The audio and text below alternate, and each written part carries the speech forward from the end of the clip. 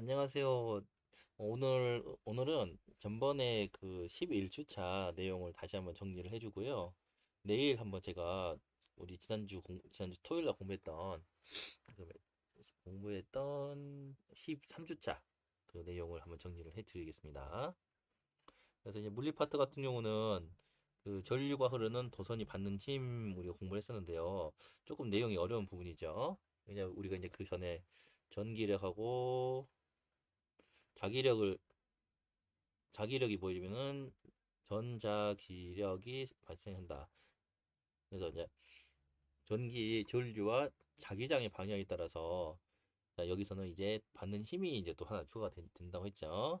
그래서 자기장 속에서 전류가 흐르는 도선이 받는 힘을 자, 자기력이라고 합니다. 그래서 원리는 자석 주위에 전류가 흐르는 전선을 놓으면은 전류에 의한 자기장 그리고 자석의 자기장이 상호작용해 가지고 서로 자기력이 이제 발휘해요. 솔직히 이 부분이 굉장히 어려운 내용이고 이제 고등학교에서 물리 파트에서도 굉장히 자세하게 이제 공부를 하고 있죠. 그래서 여기는 간단하게 이제 정리를 해보면은 자기력의 방향은 자 오른손의 엄지손가락을 전류의 방향으로 합니다. 그리고 내 손가락을 자기장의 방향으로 향하게 있을 때 손바닥이 향하는 방향이 자기장이다. 그래서 이 그림 보면은 자 엄지손가락이 전류 그리고 내 손가락이 자기장이면은 이 자기장하고 전류가 받는 힘도 90도가 돼요. 그리고 이제 그 손바닥이 받는 힘이 이제 여기 힘이잖아요. 근데 이 자기장과 힘 그리고 힘과 전류도 똑같이 90도가 된다 이렇게 생각하면 됩니다. 그래서 항상 그 생각하기에는 자 다시 정리하면은 자 지금 전원 장치를 해놓고 자 여기 자석을 연결해 놓고 니크롬선도 연결해 놨잖아요. 미끄럼선은 그 어떤 그 역할을 하냐면은 저항을 만든다. 그래서 저항이 커지면은 니크롬선이 빨갛게 바뀌어요. 그래서 열이 발생하는. 그래서 열기구 같은 경우는 니크롬선으로 다 돼 있다고 생각하면 됩니다. 그리고 전류는 어디서 흐른다? 그렇죠. 플러스에서 마이너스로 흐른다. 이렇게 해가지고 이렇게 흐르겠죠. 그리고 자기장은 N극에서 S극으로 이동하게 된다. 이렇게 생각하시면 됩니다. 그러면은 자 이것만 이제 자석 부분만 확대를 해보면은 자 자기장의 전류의 방향이 여기 이렇게 앞으로 이제 나가게 되고 그 자기장의 방향이 그 N극에서 S극으로 가게 되면은 자 여기 이 그 그림처럼 전류와 자기장의 상호작용으로 이 힘이 작용한다. 그래서 위쪽으로 힘이 작용하고 반대로 전류가 자 이렇게 방향이 바뀌면은 당연히 힘은 어떻게 되겠어요? 아래쪽으로 작용하게 되겠죠. 이게 쉬우면서도 어렵습니다. 쉬우면서도 좀 헷갈리는 부분이 있기 때문에 여기 나왔죠. 전류의 방향이 바뀌면은 전류가 이렇게 흐르면은 자기장과 전류의 손바닥처럼 힘이 아래쪽으로 작용하게 된다 생각하시면 되고요. 또 자기장의 방향이 바뀌면은 전류와 자기장의 상호작용으로 힘이 어, 그 반대로 가게 되죠. 그래서 이 전류의 방향이 바뀔 때 그리고 방향이 바뀔 때 항상 힘의 방향이 반대가 된다. 그 반대로 바뀐다라고 생각하시면 됩니다. 자, 그리고 아랫부분 보면요. 그리고 이제 자기력의 크기는 이건 간단하지만 또 중요합니다. 도선에 흐르는 전류가 셀수록 또 자기장이 셀수도 크다. 그래서 나중에는 이 수식을 다 수학적으로 이제 숫자로 다 한다라고 생각하시면 되고요. 자, 실험 탐구했죠. 자, 실험 탐구를 좀 보면요. 대표적으로 하는 실험이 바로 이 아래에 있는 실험이에요. 자기장에서 전류가 받는 힘을 이제 보여주는데, 자, 알루미늄 포일을 말굽자석 사이에 두고 알루미늄 포일과 전지와 스위치를 연결한 다음에 스위치를 닫았을 때 알루미늄 포일의 움직임을 관찰한다. 그래서 전지의 플러스 극하고 마이너스 극의 극을 바꾼 다음에 스위치를 닫고 알루미늄 포일의 움직임을 관찰합니다. 그러면은 그냥 기본 원리를 잘 이해하면은 그렇게 어려운 건 아닙니다. 자, 스위치를 달았을 때, 자, 플러스에서 마이너스 가기 때문에 이렇게 흐르겠죠. 그죠? 그래서 간단하게 이제 보면은 다시 정리 표시를 해주면은 빨간색으로 이제 전류는 자, 이렇게 돈다. 그리고 자, 자기력은 자, 아까 이제 N극에서 S극으로 간다. 그러면은 이거를 다시 이제 그리게 되면은 자, 전기는 앞으로 그리고 자, 자기력은 어디로? 오른쪽으로. 그러면 이제 우리 손바닥 오른쪽 손바닥을 써가지고 자 하게 되면은 자 첫 번째 과정에서는 힘을 어느 쪽 하겠어요? 그렇죠. 아래 방향으로 여기가 힘이고 자기 자기장이고 전류의 전류겠죠. 그래서 힘을 위쪽으로 받는다. 그래서 첫 번째는 아래쪽. 그리고 이제 두 번째는 자기장의 방향을 바꿔가지고 그 전류 방향을 바꿨더니 위쪽. 그리고 자기령의 1회에서 그 자기 이 저하석의 그 방향을 바꿨더니 또 위쪽으로 간다. 그래서 정리를 해보면 자기장 속에서 전류가 흐르는 도선은 전류와 자기장의 방향에 각각 수직인 방향으로 힘을 받는다.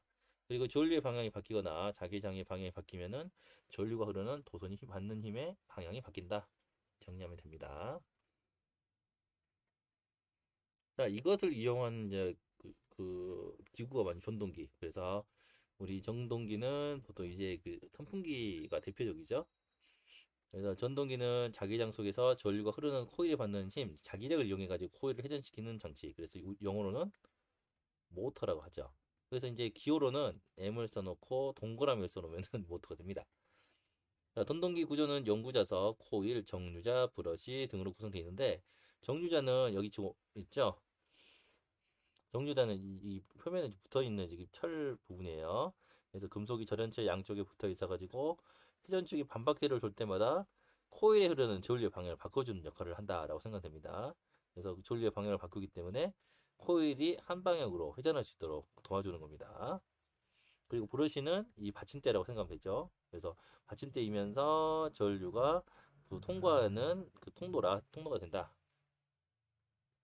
그래서 전동기의 회전 원리를 보면은 자기장 안에서의 전류가 흐르는 코일이 받는 힘을 이용해 가지고 회전을 하게 되는데 전류의 방향이나 자석이 극이 반대가 되면은 전동기의 회전 방향도 반대 방향으로 바뀌게 되죠. 그래서 이제 먼저 자세하게 또 보면은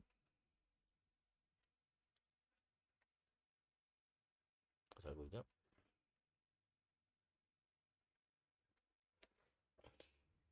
자, 1번 보면요. 전류가 플러스에서 마이너스 가니까 이렇게 통과를 하게 됩니다. 그죠? 이렇게 하게 돼 있죠. 그러면은 자, 자기장은 어디로 가겠어요? N극에서 S극이니까 이 파란색 화살표 방향으로 가죠. 그러면은 D하고 CD 같은 경우는 앞으로 가는데 자기장은 이쪽이에요. 그럼 어디로 가겠어요? 그렇죠. 여기 그림처럼 아래쪽으로 힘이 작용하게 된다. 그런데 이제 반대로 AB는 자, 전류는 앞쪽으로 오고 자기장은 자, 오른쪽으로 가니까 자, 힘은 왼쪽으로 받는다. 그러니까 이렇게 그림을 단순하게 그리는 게 훨씬 낫습니다. 이건 자기장 그리고 전류. 그러면은 자, CD는 아래쪽 그리고 AB는 위쪽 하니까 어느 쪽까지 두냐면은 자, 여기 두 번째 그림처럼 90도를 회전하게 된다. 그래서 여기서부터 이 90도를 회전하게 돼요. 그리고 CD도 90도를 회전하게 됩니다. 그러면 딱 멈추게 되긴 되는데 이제 이 정류자가 끊어져서 이 정류자의 그 접촉이 끊어져 가지고 전류는 공급이 안 되는데 뭐에 의해서 관성에 의해서 그래서 여기 보면은 사각 코일이 90도 회전하여 코일 쪽으로 전류가 흐르지 않더라도 코일은 회전한다. 지금 뭐 때문에 관성의 힘 때문에 멈추지 않고 계속 회전하게 됩니다. 그래서 자 다시 어떻게 됩니까? 여기는 AB가 되고 여기는 CD가 된다. 그러면은 다시 이제 그 우리 오른손 손바닥을 하면은 자 여기서는 다시 이제 전류는 방향 똑같으니까 아래쪽으로 힘이 작용하고 CD는 위쪽으로 작용하니까 다시 시계 방향으로 이렇게 회전하는 것을 반복한다는 거죠. 굉장히 어쩌면 굉장히 쉽습니다. 자, 전동기의 회전 속력은 전류와 자기장의 세기에 따라 달라진다. 그래서 센자석을 이용하거나 전압을 높여서 전류의 세기를 크게 하면은 전동기의 회전 속력이 빨라진다는 거죠. 그래서 전동기는 선풍기, 세탁기, 전기자동차, 엘리베이터, 스피커 등에 이용된다. 이렇게 간단하게 이해하시면 되고요. 자, 실험 과정을 정리하고 물리를 마무리하겠습니다.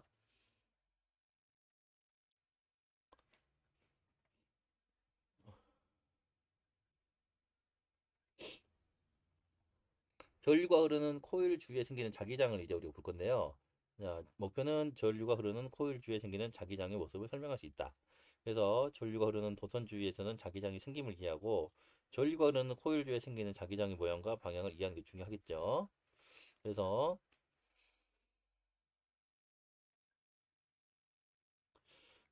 과정을 보면은 코일 실험 장치, 중류 전원 장치, 스위치를 직접 달린 전원으로 연결한 다음에 스위치를 닫아가지고 코일에 전류가 흐르게 한 다음에 코일 주의 철가루의 별 모습을 관찰합니다. 그래서 코일 주에 나침판을 놓고 스위치를 닫아가지고 전류가 흐르게 한다. 그다음에 나침판 바늘이 가리키는 방향을 관찰한다는 거죠.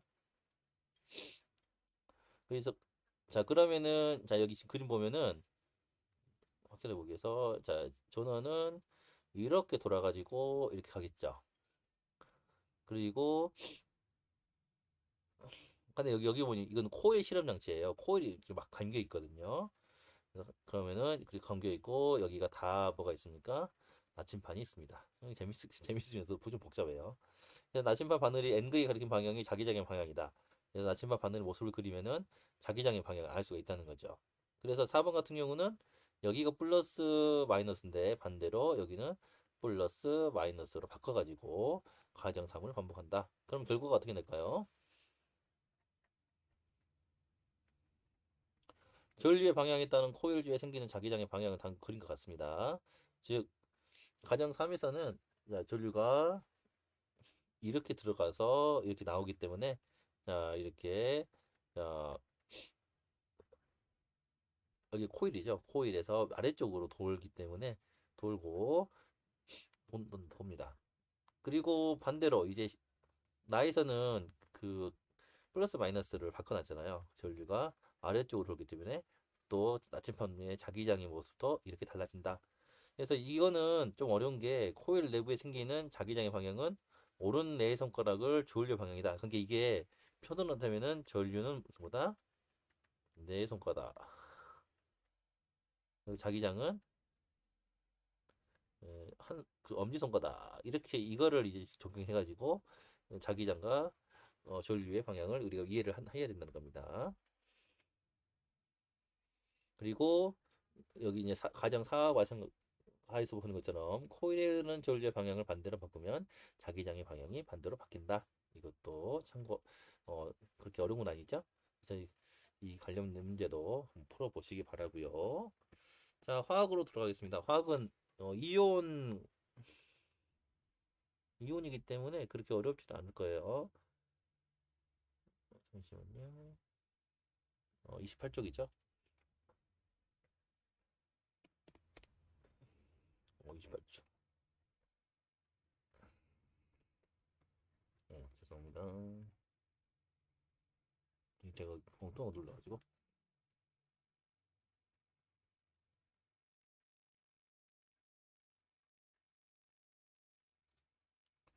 이온인데 제가 어디지? 이온이죠?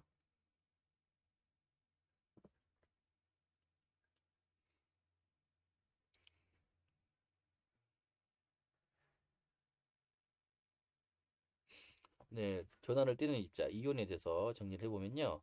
이온은 자 여기 나온 것처럼 양이온과 음이온이 있다.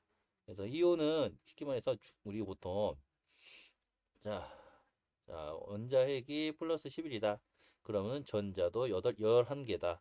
그러면은 얘는 마이너스를 띠기 때문에 플러스 11 더하기 마이너스 11 하니까 뭐가 됩니까? 0이 되죠. 이거는 정기적으로 중성이다 우리가 공부를 했었잖아요.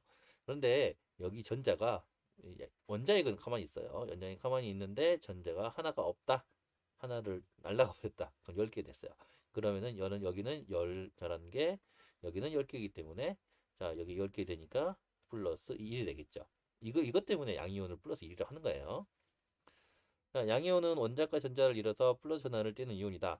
그래서 아까 여기 얘기한 것처럼 정기적으로 중성이었는데 전자가 하나가 날라가서 자,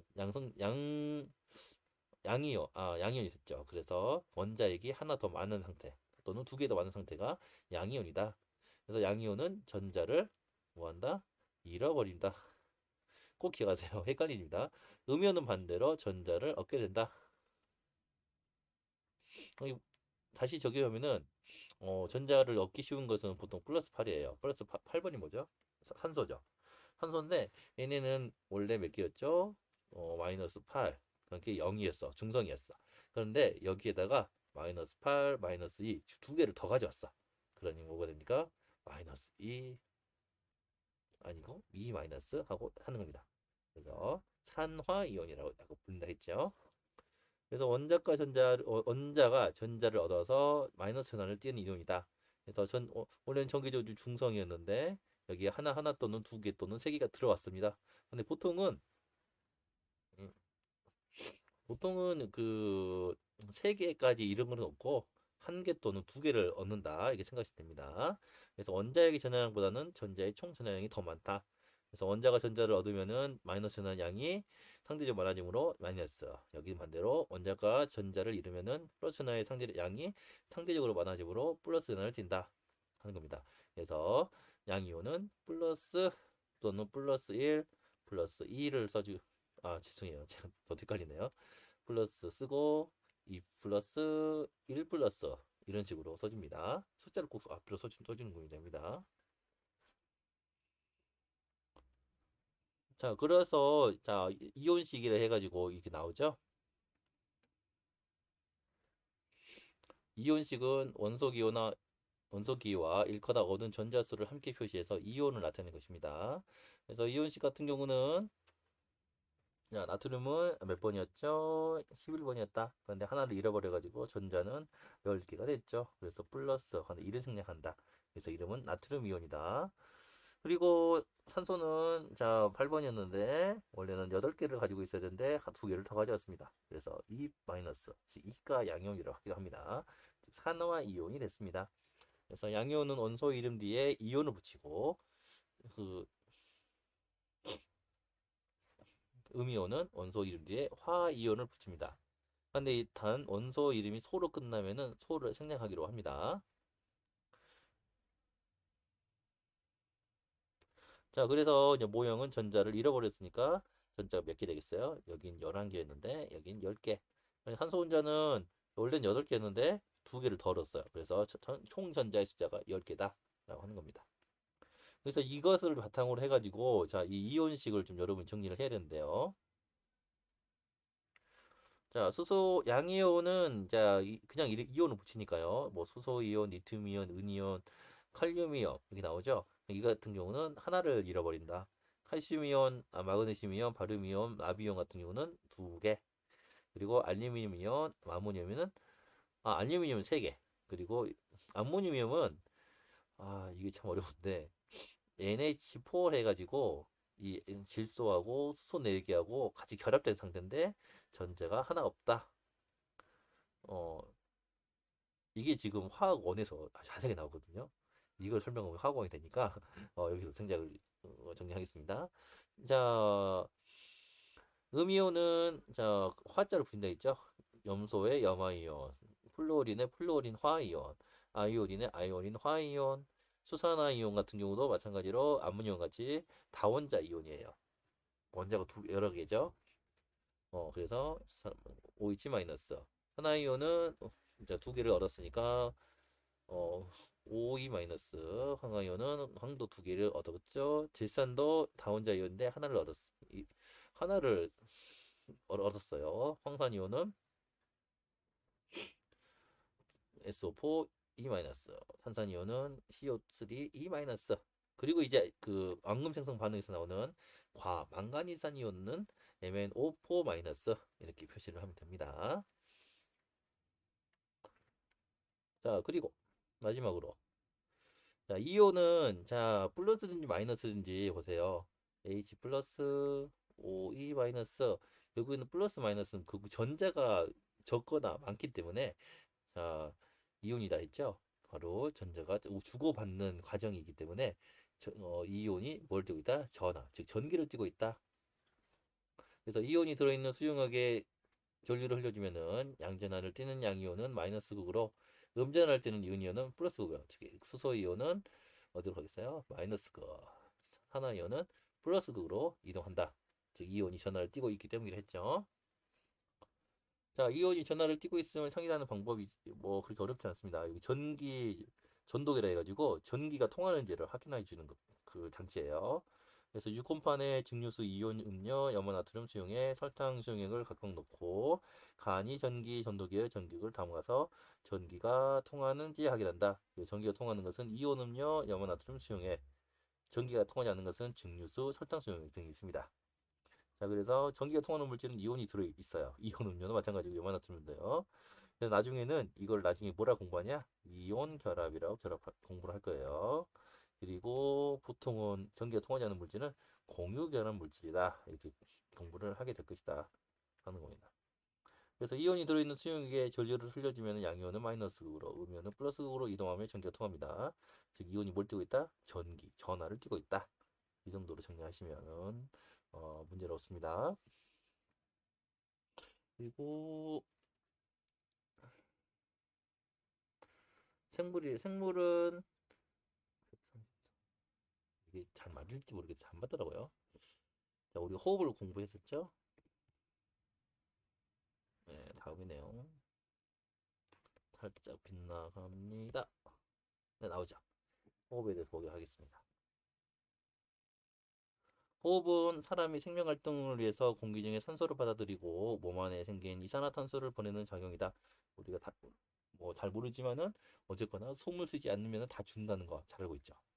그래서 생물은 산소를 이용해서 영양소를 분해하고 생활에 필요한 에너지를 얻는 세포호흡을 하게 됩니다. 그런데 이제 우리가 호흡기관 너무 여러분이 잘 아는 것처럼 공기 이동 경로는 코, 기관지, 폐다. 그래서 여기 지금 그림을 봐도 코에서 점막을 통해서 이제 그, 그 먼지 등이 걸러지고 자, 들어가면은 기관이 보이죠. 기관이 보이고 쭉 들어가면은 이제 양쪽으로 갈라지는 기관지 그리고 기관지를 따라서 폐가 있다 하는 겁니다. 그래서 한번 읽어봐도 그렇게 어렵지 않죠. 코는 공기를 들이마시고 내보내는 통로로 내부가 점액질로 덮여 있다. 코털과 함께 먼지나 세균들을 걸러내고 공기에 습기를 더해준다. 그리고 기관과 기관지는 공기가 폐로 들어가는 통로로 기관지가 갈라져서 폐 곳곳에 분포하고 안쪽 벽에 산모가 나 있어 먼지나 세균들을 목구멍 쪽으로 밀어낸다. 자, 폐는 일단은 갈비뼈가 횡격막, 즉 가로막으로 둘러싸 있고요. 자, 폐는 근육이 아니기 때문에 스스로 움직일 수가 없어요. 약 한쪽이 존재하며 수많은 폐포로 이루어져 있습니다. 즉 공기가 접촉하는 면적을 넓힙니다. 이 폐는 폐포로 이루어져 있는데 기관지까지 달린 주머니로 한 층의 세포가 이루어져 있습니다. 세포혈관을 둘러싸여 있어서 폐포와 모세혈관 사이에 산소와 이산화탄소의 교환이 이루어집니다. 라고 할 수 있습니다.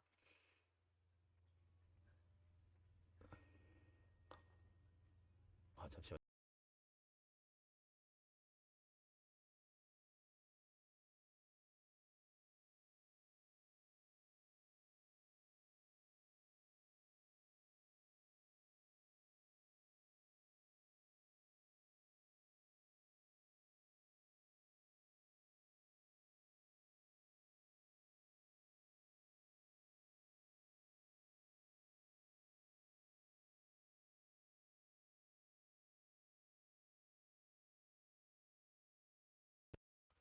그래서 한번 해보죠.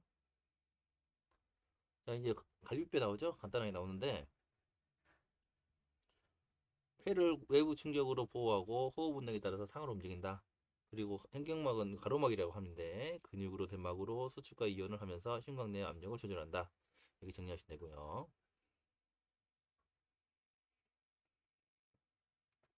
호흡 운동은 그렇게 어렵지 않습니다.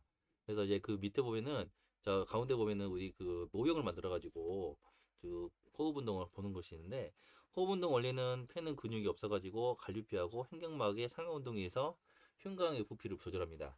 그래서 호흡 운동은 자 들숨과 날숨으로 돼 있죠. 들어가고 나가는 숨.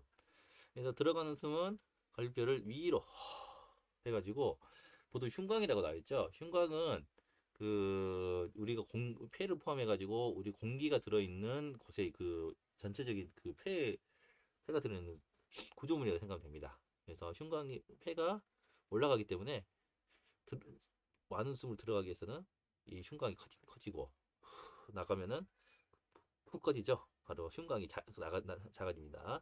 근데 흉곽 같은 경우도 아까 폐가 근육으로 되어 있지 않기 때문에 결국에는 횡격막과 갈비뼈가 움직여 주셔서 결국에는 그 호흡하는데 도움을 준다 이렇게 생각하면 됩니다. 그래서 들숨은 갈비뼈 위로 올라가고 횡령물 아래로 가서 부피가 넓어지죠. 그래서 풍광의 압력이 낮아져서 공기가 외부에서 폐로 들어가죠. 그래서 폐의 부피가 커집니다. 반대로 날숨은 갈비뼈 위 아래로 내려가고 횡격막이 위로 올라가서 흉곽의 부피가 좁아집니다. 그리고 흉곽의 압력이 높아지고 공기의 이동이 폐에서 외부로 가서 폐 부피가 작아지게 되죠. 여러분 그냥 들어가는 숨, 나가는 숨 같이 하면은 그렇게 어렵지 않을 거예요. 그래서 여기 보면은 그거를 이제 그 모형으로 만든 게 있는데, 자 여기 이제 그 웰페를 시켜놓고 이제 고무풍선으로 만들어 놓고 깔때기 있죠? 깔때기로 이렇게 해놓고, 자 여기 고무막을 이렇게 만드는데 고무막은 횡격막 또는 가로막, 고무풍선은 폐, 유리관은 기관지 또는 기관 또는 기관지라고 할 수 있습니다. 그래서 이 문제로 많이 나오니까 좀 참고를 해주시기 바라고요. 자, 그래서 이제 교과서에서 또 이제 그 실험에서 나오는 게 있는데, BTB 용액을 이용해 가지고 들숨과 날숨을 비교한다. 그래서 두 개의 비커에 농액 그 녹색 BTB를 담는데요. 다시 한번 보면은 BTB는 그 산성, 중성, 염기성을 확인하는 거죠. 그래서 산성은 무슨 색? 노란색. 중성은 초록색. 염기성은 푸른색. 이걸 좀 기억하시기 바라고요. 근데 왜 이걸 여기에 사용하냐? 자, 우리가 여기 그 빨대를 꽂아가지고 이런 식으로 숨을 집어 넣으면은, 아 옆에 우리 강아지가 갑자기 깜짝 놀랐어. 자고 있었네. 숨을 집어 넣으면은 이 숨 속에 뭐가 있어요? 이산화탄소가 있어요. CO2가 있죠. CO2랑 이제 물이 만나가지고 여기서 이제 결합되는 게 CO3, 즉 탄산수소 이온도는 탄산 이온이 만들어져가지고 이온이 만들어져서 이 무슨 성을 띠냐면은 산성을 띱니다. 산성을 띠기 때문에 우리 강아지도 열심히 지금 숨을 쉬고 있어요. 산성을 띠고 있고요. 그래서 자 노란색이 변한다. 그래서 보시죠. BTB 용액 속의 변화를 보니까 날숨을 넣은 BTB 용액만 노란색으로 변했다. 즉 날숨 속에는 들어있는 이산화탄소가 BTB 용액에 녹아 용액이 산성으로 변했기 때문입니다. 아 그러면은 그 날숨에는 들숨보다 이산화탄소가 많이 들어있다. 이것을 알 수 있다는 거죠. 근데 이 오른쪽에 이제 보인 것처럼 들숨과 날숨의 성분이 있죠. 들숨에는 자 뭐 질소가 뭐 물론 78%니까 산소가 꽤 많아요. 근데 이제 가장 이제 중요한 성분이면은, 자 들숨에는 산소가 21%였는데 날숨에는 17%. 그리고 그 날숨에는 탄소가 4%나 올라가죠. 여기는 0.03%밖에 안 돼요. 이산화탄소 양이 굉장히 들어간다 하는 겁니다. 자, 마지막으로 기체 교환을 보면요. 자, 산소 같은 경우는 항상 이 산소와 이산화탄소는 폐에서 확산 현상에 의해서 그 이동이 된다라고 생각합니다. 확산은 어느 쪽으로 가요? 농도가 농도가 높은 곳에서 농도가 낮은 쪽으로 이동하기 때문에 그걸 중요합니다. 그래서 농도를 보면요.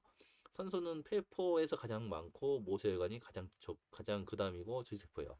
그래서 그렇기 때문에 농도는 이동 방향이 폐포, 모세혈관, 조직세포. 그러니까 이산화탄소는 가장 농도가 높은 곳이 조직세포 그리고 모세혈관, 폐포 순이기 때문에 이동 방향도 조직세포, 모세혈관, 세포다라고 생각하면은 그 문제는 없습니다.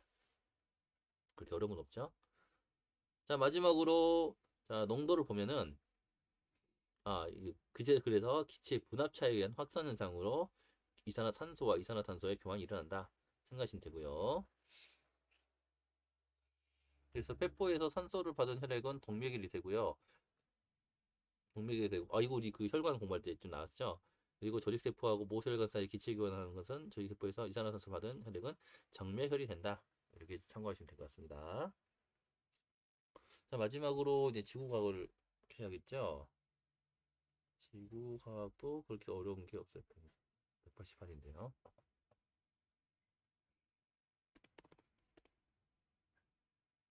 수권과 해수의 순환해가지고 이제 우리 물에 대해서 지구를 덮는 물에 대해서 우리가 공부를 하고 있죠.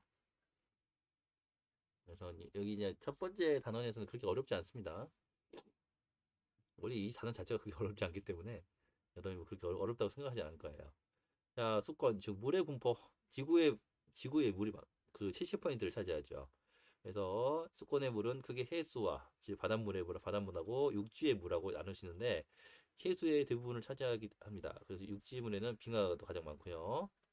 그래서 해저는 92%, 육수는 2008%인데 이 2008%가 대부분 빙하, 지하수, 강가, 호수 순이죠. 그래서 수권을 구성하는 물의 특징을 보면은 여러분이 잘 아는 것처럼 해수 바닷물에는 염류가 즉 그 소금기가 엄청나게 들어있죠. 분포가 97.2%. 육지물은 육지의 물에도 그 소금기가 있는 물이 없는 건 아니지만은 그래도 빙하, 지하수, 강가, 호수다. 그래서 빙하가 가장 많고 강가, 호수의 물은 수자원으로 많이 활용되죠. 그리고 대기중의 수증기는 0.01% 너무 굉장히 작지만은 기상현상을 일으키는 중요한 원인이 된다. 그래서 우리가 이제 3학년 때는 기권에 대해서 우리가 또 공부를 하겠죠. 자, 우리 한국의 수자원.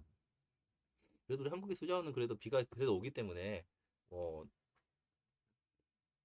비가 많이 오기 때문에 괜찮죠. 예전에 물 부족 국가라고 했지만은 실제 물 부족 국가 아니고요. 근데 이제 문제는 그 가장 많이 비가 오는 지역이 때가 5, 6, 7, 8, 6, 7, 8 이때죠. 그래서 1년의 강수량이 65%가 6월부터 9월까지 집중되어 있다라고 생각하시면 되고요. 수자원은 지구상의 물 이용에 따라서 가능한 물로서 용도에 따라서 생활용수, 공업용수, 농업용수로 유지용수로 나눌 수 있습니다. 그래서 생활용수, 공업용수, 농업용수, 유지용수 이렇게 정리를 해보면은 우리가 마시거나 일상생활에서 사용하는 물이 생활용수, 공장에서 제품 만들 때 사용하는 물이 공업용수, 논이나 관에서 작물을 재배할 때 사용되는 물이 농업용수, 강이나 하천 등의 기능을 유지하기 위해서 사용되는 물이 유지용수다 하는 겁니다. 그래서 우리나라 수자원 용도는 우리나라의 수자원은 대부분 강가호수부터 얻는다.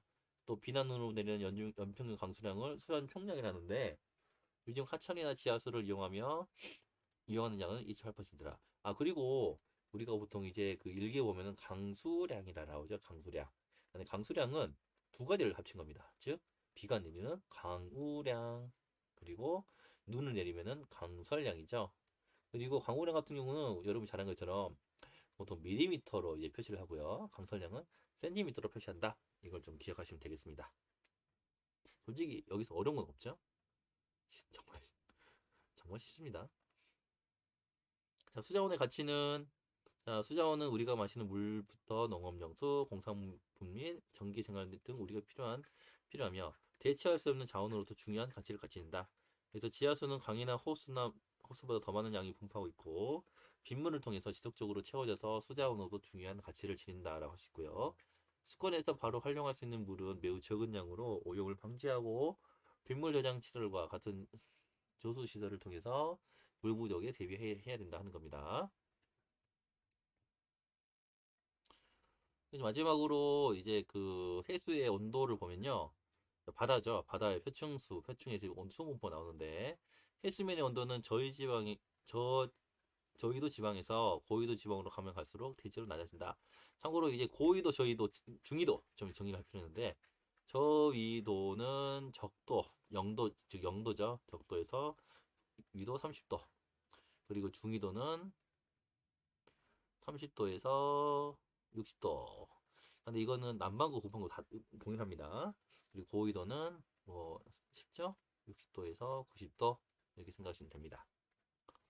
그래서 저희도에서 고위도로 갈수록 해수면에 돌아가는 태양 복사 에너지 양이 줄어들기 때문이다 하는 거죠. 그래서 보면은 여기 보면은 뜨겁게 빨간색으로 된 부분이 이렇게 돼 있죠.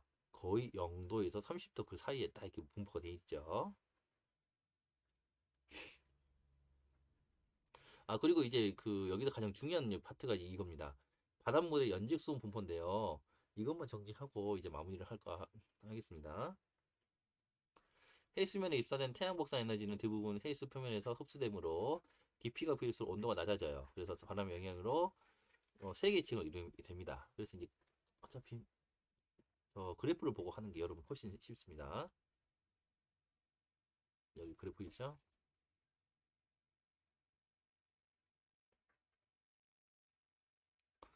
자, 해프의 층창 구조 있는데, 자, 여기가 수온이고요. 자, 이쪽 위쪽으로는 깊이에요. 그래서 150, 1000, 2000 있죠. 근데 이제 혼합층이라고 있는 부분이 있어요. 어차피 왼쪽에 있는 설명과 다 똑같거든요. 혼합층은 햇빛하고 바람의 영향이 가장 크다. 바람 때문에 이렇게 섞어지는 층이다. 온도도 꽤 높고, 어, 대체적으로 온도가 균일합니다. 그런데 이제 문제는, 음, 이게 저희도, 즉, 적도 지역에서는 바람이 잘 안 불어요. 그렇기 때문에 온도가 꽤나 올라갑니다. 꽤나 이렇게 올라가요. 하지만 바람이 잘 안 불기 때문에 혼합층의 깊이가 얕아요. 그리고 밑에 있는 수온약층이 훨씬 더 두껍습니다. 수온약층이. 근데 이제 그 고위도, 즉 굉장히 극지방, 굉장히 춥잖아요. 극지방에서는 혼합층, 수온약층, 심해층이 네, 똑같습니다. 거의 일정해요. 왜냐면 워낙 그 바깥쪽도 워낙 춥기 때문에 저희도 그 혼합층, 그 수온약층, 심해층의 그 의미가 별로 없습니다. 이렇게 생각하시면 돼요. 수온약층은 이제 그 바람의 영향이 거의 없기 때문에 이제 일정하게 깊이의 초심에 따라서 아주 빠르게 이렇게 그 수온이 하강하는 지점이고, 심해층은 이제 햇빛이 거의 닿지 않기 때문에 거의 일정하게 차가운 심층이다라고 생각하면은 큰 문제는 없어요. 그래서 이제 그 설명을 다시 한번 보면은, 자, 해수면에 입사된 태양 복사 에너지는 대부분 해수 표면으로 흡수된다. 그래서 깊이가 깊어질수록 온도가 낮아지만 바람의 영향으로 세기층을 이루게 되죠. 혼합층은 해수면 부근에 나타나는 수온이 일정하다. 즉 바람의 영향으로 해수가 섞이기 때문이고, 혼합층의 두께는 장소와 계절에 따라 달라지고, 특히 바람이 강할수록 두께가 일어난다. 어디가 가장 두껍다? 중위도가 가장 두껍다. 그 다음에 저위도고 고위도는 거의 없다. 라고 생각하면 됩니다. 수온약층은 깊이 들어갈수록 태양 복사 에너지를 적게 받아서 초원이 급격히 내려간 층입니다. 안정된 층이고요. 안정된 층이라는 것은 아래쪽이 차가운 아래쪽이 차가운 층, 위쪽이 뜨거운 층. 이게 여러분 지금 열과 우리 생활 공부하고 있으니까 아마 알 수 있을 거예요. 그래서 혼합층과 심해층 사이에 열과 물질의 전달을 억제하는 곳이다라고 생각하면 됩니다.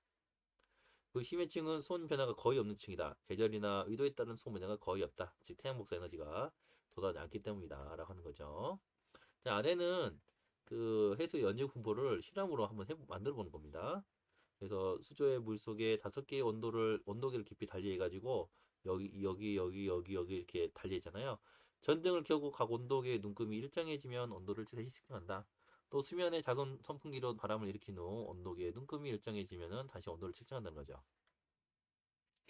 그래서 이제 물은 물 해수 전등은 아, 물은 해수를 의미하고 전등은 태양을 의미하니까요. 작은 선풍기를 작동시키는 것은 바람으로 가정해 놓고요.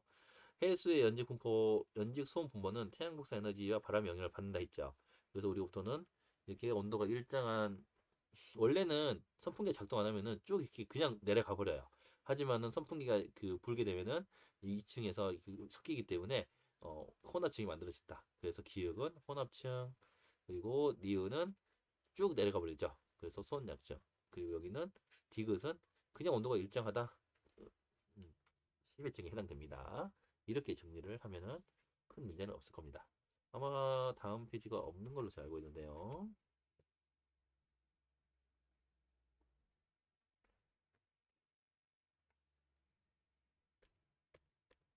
그쵸? 여러분 이제 이거는 다음에 정리를 다시 해드리고요. 오늘 여기까지 하도록 하겠습니다. 감사합니다.